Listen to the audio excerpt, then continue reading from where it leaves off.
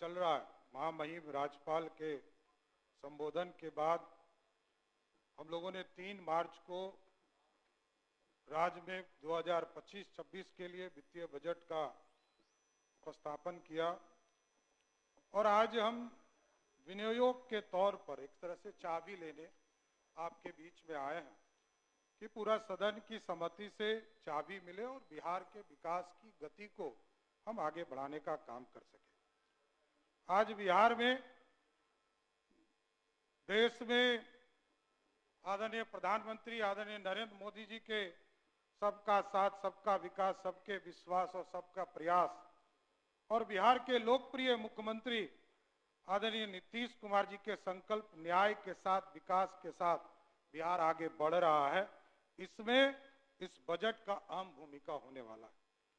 और आपको अध्यक्ष जी याद होगा, नीतीश कुमार जी के नेतृत्व में जब पहली बार, और आप तो उसके संयोजक ही रहे, 2004-05 का जो अंतिम बजट आया वो 23,885 करोड़ रुपया था। और आज 2025-26 में जब 3 मार्च को हमने बजट पेश किया तो 3,17,000 करोड़ का बजट हम लोगों ने प्रस्तुत किया। हमारे भाई बता रहे थे और स्वाभाविक है, भाई को पूरा ज्ञान तो अभी बताना ही पड़ेगा कि चीजें क्या होती है। और आपको बताते हुए बड़ा ही स्पष्ट तौर पर बताना चाहता हूं, यहां बैठे हैं विजेंद्र बाबू, ये भी वित्त मंत्री के तौर पर रहे, उधर से भी आदरणीय सिद्दीकी साहब भी वित्त मंत्री के हैसियत पर रहे। लेकिन बिहार में पूरी तरह वित्तीय अनुशासन का काम, जो वित्तीय ढांचा है उसको सही रखने का काम किया गया। और जहां 2024-25 में जो अभी बजट चल रहा है, इसमें हम लोगों ने 1121 करोड़ रुपया राजस्व बचत का फैसला लेने का काम किया था। और इस बार यहाँ विजय चौधरी जी भी बैठे हैं, वित्त मंत्री रहे, और इस बार तो हम लोगों ने और इससे बढ़कर 2025-26 के लिए राजस्व बचत का 8,831 करोड़ रुपया रखने का लक्ष्य रखा है। कहां वित्तीय उल्लंघन कहां हो सकता है? और आपको बताना चाहता हूं, पता नहीं कहां से हमारे पूर्व मुख्यमंत्री और हमारे विरोधी दल के नेता ने कहां से स्वरूप लाने का काम किया, पता नहीं। मैं बता रहा हूं और इनको जानना चाहिए। अच्छी बात है, जानना चाहिए। आपको जानकर आश्चर्य होगा कि पिछले 2 बजट में भी हमारे यहां 22-23 में लगभग 98% राशि हमने खर्चा किया, 98%। और पिछले वित्तीय वर्ष में भी 97% राशि खर्चा किया। और जिस तारीख को मैं बजट ला रहा था, 3 मार्च को जब बजट ला रहा था, तब का आंकड़ा मैं बता रहा हूं, 84% राशि खर्चा कर चुके और एकदम आश्वस्त करते हैं पूरे विधानसभा को, इस बजट में भी 98 से 99% राशि बिहार सरकार खर्चा करने का काम। और इनको थोड़ा आईना दिखा देता हूं, भाई ये समान है, बहुत छोटे हैं। 2% राशि खर्चा होता था, यही बिहार था। और ये जानना चाहता हूं, देखिए सिर्फ बोलने से नहीं चलेगा, आपको एक एक जानकारी देना पड़ेगा। सिर्फ मैं नहीं बोलता हूं, ये कोई मेरा लिखा हुआ नहीं है, ये सरकार का रिपोर्ट है। और स्वाभाविक है, जो लोग फर्जी होते हैं उनको फर्जी ही लगता है, अब उसमें हमको कुछ नहीं कहना। और यहां बड़ा स्पष्ट है, आज बिहार की चर्चा पूरे देश में होती है। और लीडर ऑफ ऑपोजिशन ने पिछले दिनों भी कहा कि 2005 के पहले पीएमसीएस था, ये तो पूरा देश जानता है कि पीएमसीएच था। कब बना था ये तो बताइए। पीएमसीएच मैंने बताया, मैं बता रहा हूं, एकदम बताऊंगा, सुन तो लीजिए। मैंने भी अस्थिर होकर आपकी बातों को सुना है।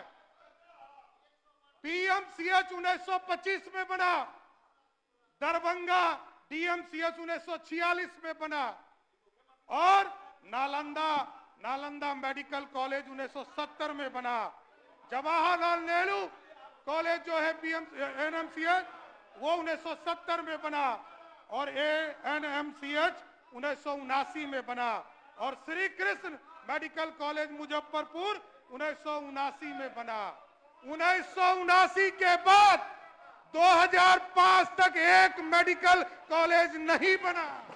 यही तो कह रहा हूं, यही मैं कह रहा हूं कि 1990 से लेकर 2005 तक कुछ नहीं हुआ। यही मैं कह रहा हूं, ये स्पष्ट है। और 2005 के बाद आपको जानकर आश्चर्य होगा, बेतिया का मेडिकल कॉलेज 2008 में नीतीश कुमार की सरकार ने बनाया। पावापुरी की मेडिकल कॉलेज नीतीश कुमार की सरकार ने बनाया। पटना में आईजीएमएस को मेडिकल कॉलेज का दर्जा नीतीश कुमार की सरकार ने 2011 में दिया। 2019 में पूर्णिया में मेडिकल कॉलेज खोलने का काम किया गया। 2020 में मधेपुरा में मेडिकल कॉलेज खोलने का काम किया। और ये आरोप लगाते हैं, मैं जातियों पर राजनीति नहीं करता हूं, एकदम स्पष्ट रहिए।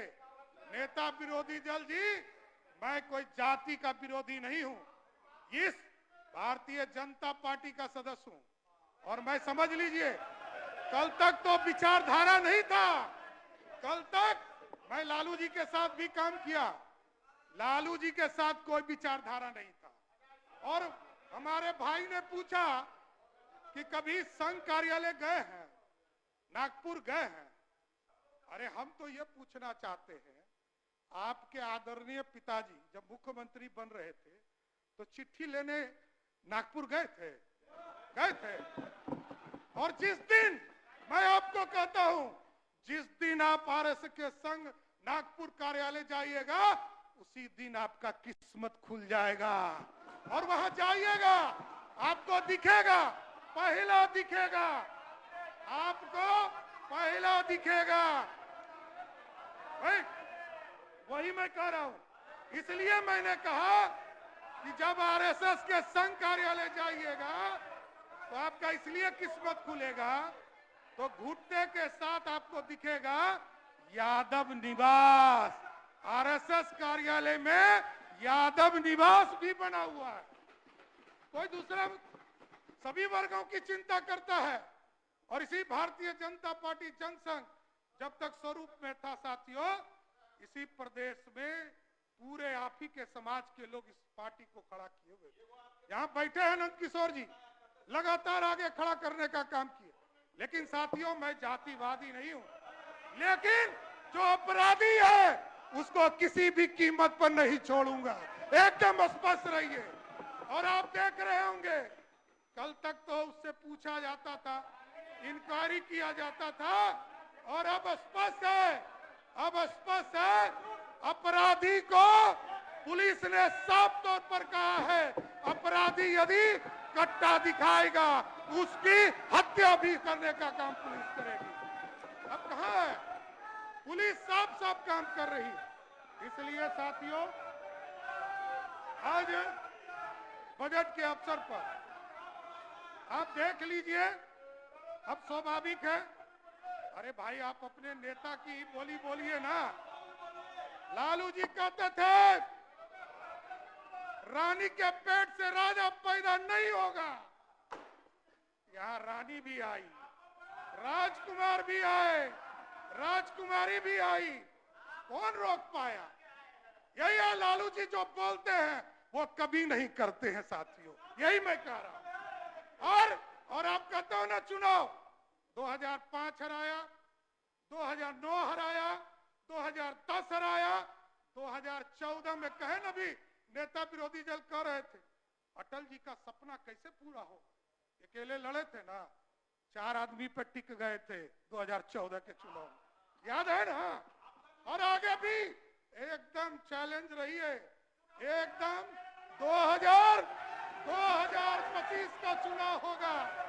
और आप 2000 और ये कहते हैं, बार बार हमारे छोटे भाई कहते हैं कि अरे आप चुनाव जीतकर कैसे आए?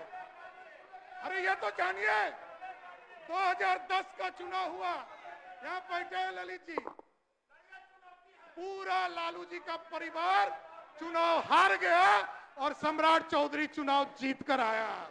यह गलतफहमी में कहा है। आपके वोट के जलवा को मैं जानता हूं। 99 में लड़ा, कोई वोट आप नहीं दिला पाए। क्या है नेतागिरी?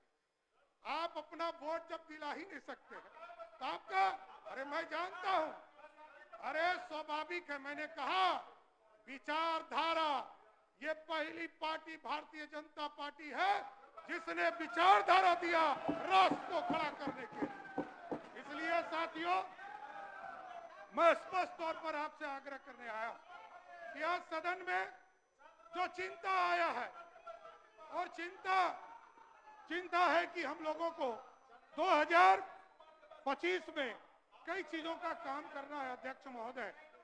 चाहे वो ये लोग बोलते थे अरहर दाल का खरीदारी नहीं होता है, एमएसपी के माध्यम से हमको मूंग दाल नहीं होता है, उड़द दाल का खरीदारी नहीं होता है।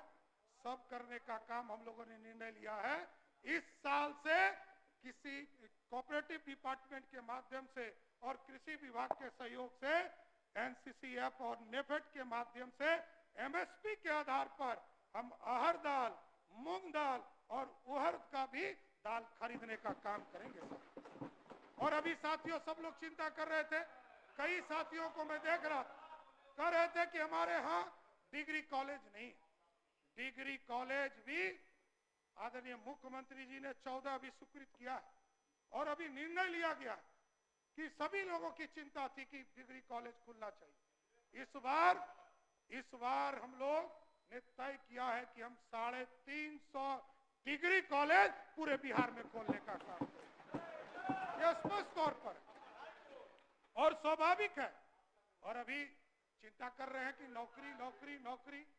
अरे हम लोगों ने तो 7 निश्चय पार्ट 2 में, जहां 1990 से लेकर 2005 तक इस प्रदेश में 94,000 लोगों को सरकारी नौकरी मिली।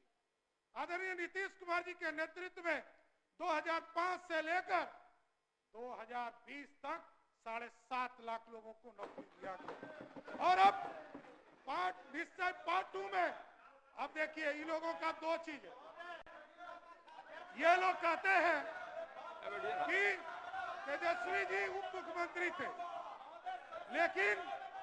लेकिन मैं ये जानना चाहता हूं कि बिना मुख्यमंत्री के सहमति के सम्राट चौधरी, विजय सिन्हा दोनों उप मुख्यमंत्री है, दो गो।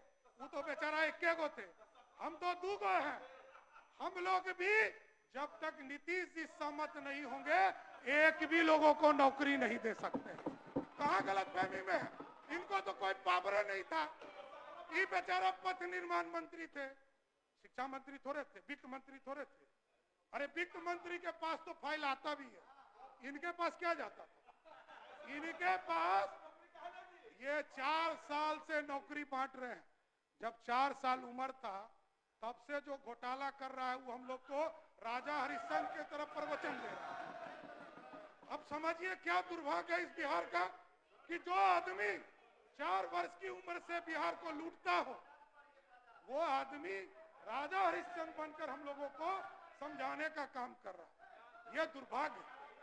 और कोई किसी संस्कृति का भी विरोध नहीं करता। हमने ये कहा है 1990 से लेकर 2005 तक लालू जी सिर्फ नाच देखते रह गए, बिहार का विकास अधूरे ही रह गया। ये बात था। और सोचिए, देखिए मैं तो राजनीति में आया। मैं जब राजनीति में आया क्या करे? तो लालू जी के अत्याचार से आया हूं, कोई ऐसे नहीं आया। और लालू यादव से गांधी मैदान में माफी भी मंगवाया हूं, ये जानकर आपको आश्चर्य होगा। ऐसे नहीं आया हूं, ये गलतफहमी में मत रहिएगा। और उस समय की सरकार को माफी मांगना पड़ा और 25,000 रुपया, हमारे 2.5 लाख रुपया मेरे परिवार को देना पड़ा। ये है सरकार आपकी। आपकी सरकार को झुकना पड़ा ह्यूमन राइट्स कमीशन में, और ह्यूमन राइट्स कमीशन ने दंडित किया बिहार की सरकार को। तब झुकाने का काम लालू प्रसाद को तब भी किया था और आगे भी करूंगा। और जितना आप लड़िएगा, हमसे जितना लड़िएगा उतना हारिएगा, कंफर्म रहिए। अभी तो 8 गो उम्मीदवार दिए थे ना जी, क्या हल किया बिहार की जनता? 40 में 31 साफ कर दिया ना। जनता जानती है। अरे गलतफहमी में है बाबू। अरे जब पूरा परिवार हार गया तब जीत के आता हूं। गलतफहमी में आप हैं। अरे जब आपका पूरा परिवार हार गया तब भी जीत कर आया हूं। सुनिए, नहीं हो, ये पूरा जांच चल रहा है। देखिए स्पष्ट है कि आज पूरे प्रदेश में आप बोले तो मैंने रोका नहीं आपको। लगातार सब्जी उत्पादन केंद्र खोलने का काम कर रहे हैं और आज पूरी तरह बैठ जाइए ना। बिहार के विकास के लिए मंडप 1 घंटा बोलने के बाद भी इनको चैन नहीं है। देखिए, हम लोगों ने राज्य में प्रत्येक पंचायत में गरीब कन्या विवाह हेतु तो कन्या विवाह मंडप का पूरी तरह व्यवस्था करने का काम किया।